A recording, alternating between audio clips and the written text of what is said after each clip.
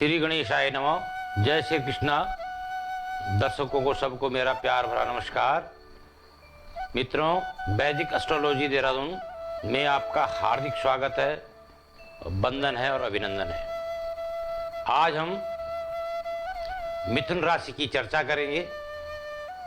सितंबर माह में मिथुन राशि में क्या प्रभाव होगा, व्यापार में क्या प्रभाव होगा, शिक्षा में क्या प्रभाव होगा, स्वास्थ्य में क्या प्रभाव होगा, मित्र का क्या भाव रहेगा, पारिवारिक संबंध में कैसे आप सितंबर माह में उसका सुख भोगेंगे, संतान से आपको कितना खुशखबरी मिल सकती है, इन सब का हम विचार करेंगे और इस विचार के लिए हम आपके सामने प्रस्तुत हैं।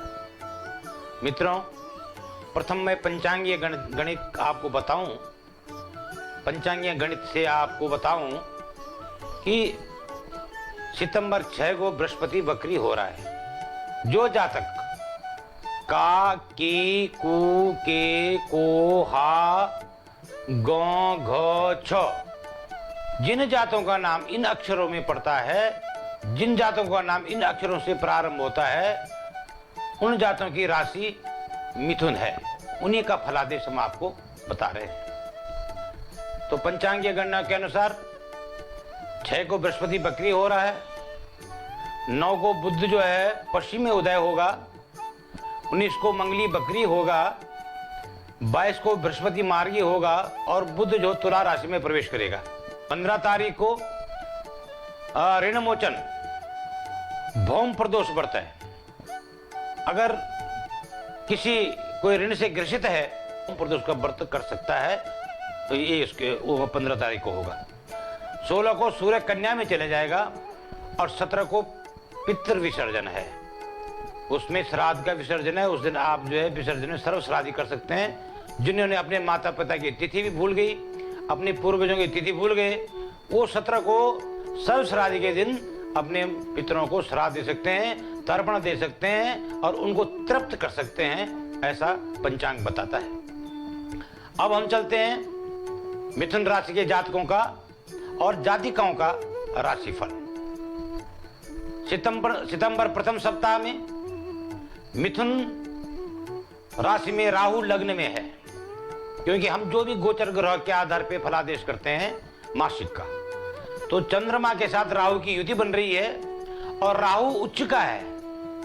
राहु उच्च का है, इसलिए आपको सारे काम आपके जो है इस टाइम पे ये जो मौका है ये आपके लिए बहुत ही अति उत्तम है। आज तक जीवन का ये प्रथम चरण आपका ऐसा आएगा। कर्क का सूर्य धन स्थान में बैठा हुआ है, धन लाभ की प्राप्ति होगी आपको। सूर्य जो है आपका पराक्रम से भ्रातृ स्थान में पराक्रम बढ़ाएगा, आपका नया कारोबार की वृद्धि करेगा, आपका पराक्रम बढ़ाएगा, शत्रुओं से आपको विजय प्राप्त होगी। और बुध सुग्रह के इस भाव में बैठा हुआ है, तो ये आपको सुख साधन संपन्न करेगा, आपकी महत्वाकांक्षाओं को पूर्ण करेगा। सप्तम 7 अंक जहां पे लिखा है उसको पंचम भाव कहते हैं और पंचम भाव का मालिक शुक्र है, इसलिए विद्या, बुद्धि और व्यापार के लिए इस टाइम आपका बहुत ही गोल्डन चांस है। इसको आप जो है सावधानी पूर्वक इसका प्रयोग करें और इस मौके का फायदा उठाएं। अष्टम यानी छठे भाव में मंगल छठे भाव का मालिक है, तो शत्रुनाशक है। शत्रुनाशक क्योंकि मंगल जो है आपका त्रिकाष्टक में बैठा हुआ, त्रिकाष्टक में उसकी दृष्टि जा रही है और मंगल स्वग्रही है और 11वें भाव में बैठा हुआ है और छठे भाव को देख रहा है, तो आपके जितने भी शत्रु आज तक रहे उनसे आपको विजय प्राप्त होगी, मुकदमों में सफलता प्राप्त होगी, कंपटीशन में सफलता प्राप्त होगी। जिन बच्चों का शिक्षा के क्षेत्र में जिन्होंने परीक्षा दी है, अगर उनका रिजल्ट सितंबर के आपके 16 सितंबर से पहले आता है तो वो निश्चित तौर पर विजय को प्राप्त करेंगे। और एक और शिक्षार्थियों के मेरी एक और आपसे मेरी एक राय है कि आप जो बच्चे अभी फॉर्म भर देंगे आने वाली परीक्षाओं के लिए, जो बच्चे अभी फॉर्म, जो विद्यार्थी जो कंपटीशन में, जो राजकीय सेवा में जाना चाहते हैं और जो राजकीय सेवा में हैं, वो भी विभागीय पदोन्नति ये उनके चांस बनते हैं। और विद्यार्थियों के लिए सुगम और सरस समय है, इसका आप ध्यान रखिए। सप्तम भाव में धन का बृहस्पति है, तो धन का बृहस्पति आपके लिए बहुत अच्छा है। थोड़ा केतु से ग्रसित होने से पत्नी के स्वास्थ्य का ध्यान रखें, पत्नी के अपने स्वगृहिणी के स्वास्थ्य का ध्यान रखें, क्योंकि पत्नी के रूप में ही ग्रह में लक्ष्मी होती है। अगर वो सुखी रहेगी तो सारे धन दौलत, सारे सामान्य कार्य आपके सुख रहेंगे। इसलिए थोड़ा पत्नी के ध्यान करें, पत्नी का स्वास्थ्य का ध्यान करें। व्यापार के लिए बृहस्पति आपको उच्च स्थान में पहुंचाएगा, ये आप निश्चित तौर पे माने। और मकर का शनि जो है अष्टम भाव में बैठा हुआ है। मकर का शनि अभी 2022 तक रहेगा अपने मकर राशि में, तो वो बिल्कुल आपको साक्षात फलादेश देगा। और एक बात और मैं आपको बताता हूं कि पितृ संपत्ति से आप दूसरी जगह भी संपत्ति का निर्माण करेंगे। जो मिथुन राशि के और जगह शिफ्ट होने की जो चांस है, जो लोग और जगह अपने पितृ स्थान से शहरों में बसना चाहते हैं, महानगरों में बसना चाहते हैं, गांवों से अपने गांव, महानगरों से गांव में आना चाहते हैं, वो उन लोगों के इस टाइम पे जमीन जायदाद संबंधी पूर्ण फलदायक है और आपको शांति और स्थिरता के लिए वो बहुत ही अच्छा काम करेगा। मंगल आपका मेष राशि का मंगल जो है 11वें भाव में बैठा हुआ है, त्रिकाष्टक में बैठा हुआ है। त्रिकाष्ट एकादशी भौम जो है आपके 11 में बैठा हुआ है। और 11 भाव में भावों का प्रमाण ये है कि नवीन जायदादों का निर्माण, नवीन संपत्ति को निर्माण, नवीन फैक्ट्रियों का निर्माण, नवीन कार्यों का निर्माण ये आपको करवाएगा। और ये स्वर्णिम समय आपको 16 अक्टूबर तक मिलेगा। और 16 अक्टूबर जितने भी शुभ कार्य आपको करने हो वो आप 16 अक्टूबर से पहले करें तो ज्यादा अच्छा है और बहुत अच्छा भी रहेगा। अब हम चलते हैं 16 से 18 तक देखते हैं। 18 तक भी कोई परिवर्तन नहीं हो रहा है, केवल बुध और सूर्य जो है वो कन्या राशि में जा रहा है और वहां भी बुधादित्य योग बना रहा है। और बुधादित्य योग जो सुकेश भाव में बैठा हुआ है, इसमें आपको बहुत अच्छा फायदा देगा बुधादित्य योग, क्योंकि शुक्र का ये प्रभाव इसमें ज्यादा होता है। क्योंकि बुध को विभिन्न ज्योतिषियों के मतानुसार बुध को नपुंसक ग्रह भी कहा जाता है, लेकिन जब वो सूर्य के साथ बुधादित्य योग करता है तो उसके जो फलदायक जो स्थितियां होती है, उसकी जो गोचर स्थितियां होती है, उनकी जो मूल स्थितियां होती है, जो उसकी मैत्री होती है और जो उसके नैसर्गिक भाव होते हैं, उसको बहुत दुगना उसको जो बढ़ा देता है। इसलिए सुख और संपत्ति व्यापार के लिए आपका ये बुधादित्य योग बहुत बढ़िया है।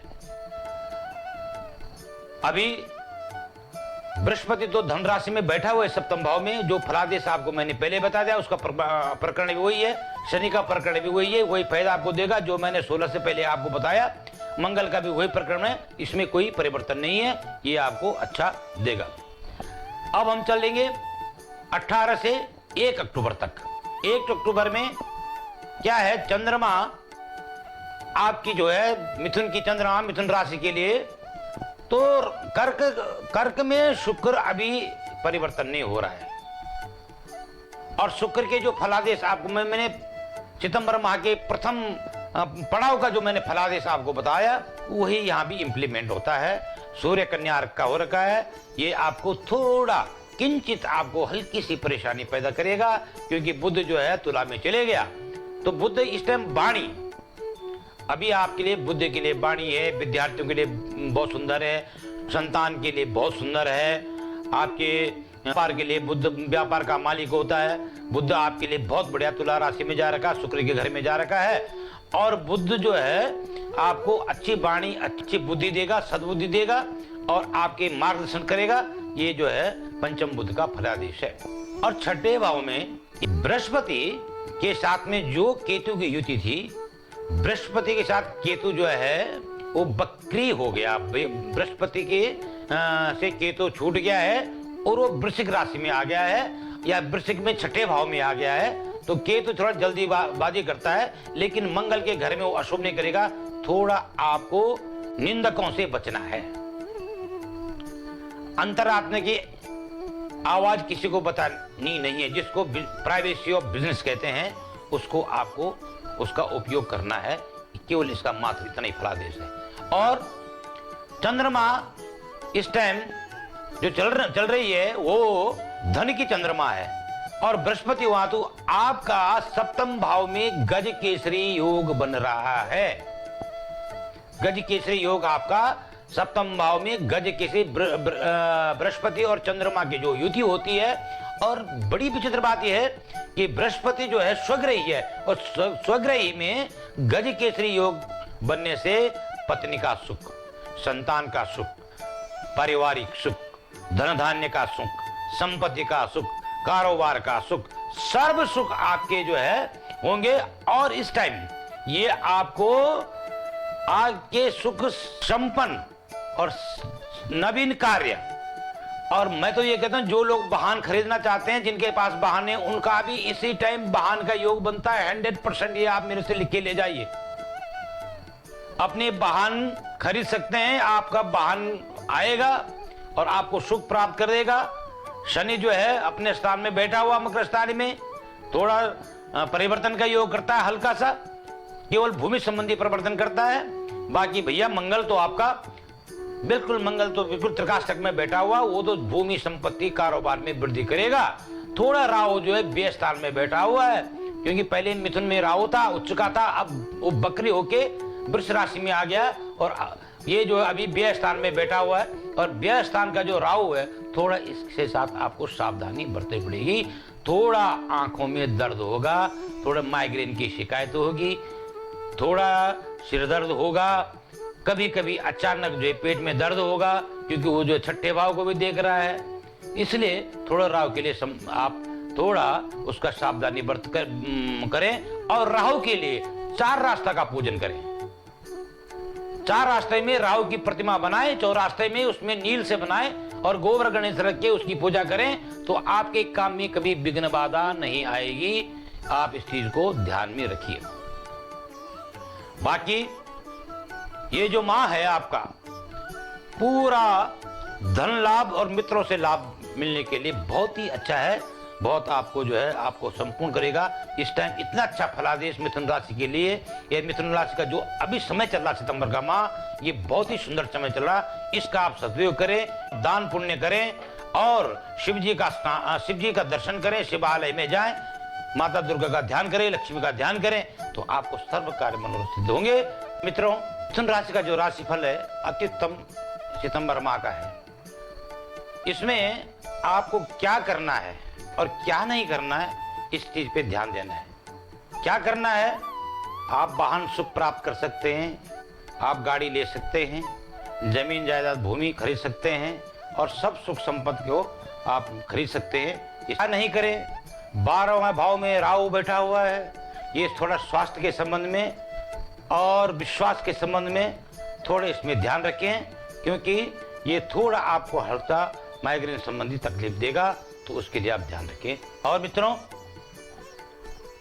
मेरे प्रिय दर्शकों, मेरे चाहने वाले जितने भी मेरे यजमान हैं, मेरे मित्र हैं, मेरे दोस्त हैं, मेरे इंजीनियर हैं, डॉक्टर हैं, मेरे सबसे मैं यही आशा करता हूं कि आप हमारे वैदिक एस्ट्रोलॉजी चैनल को जरूर सब्सक्राइब करें, लाइक करें, और अपने मित्रों के साथ में शेयर भी करें। इसके लिए मैं आपको बहुत बहुत धन्यवाद दूंगा। और जिसको भी कोई हमसे संपर्क लेना है, कोई राय लेना है, कोई ज्योतिषीय परामर्श करना है, तो हमारा व्हाट्सएप नंबर भी स्क्रीन पे प्ले हो रहा है, उसको भी आप देखें। और निसंकोच आप हमको प्रश्न पूछ सकते हैं, आपको हमसे समाधान पूछ सकते हैं। बहुत बहुत धन्यवाद। भगवान आपकी सारी मनोकामना पूर्ण करे। जय श्री कृष्ण।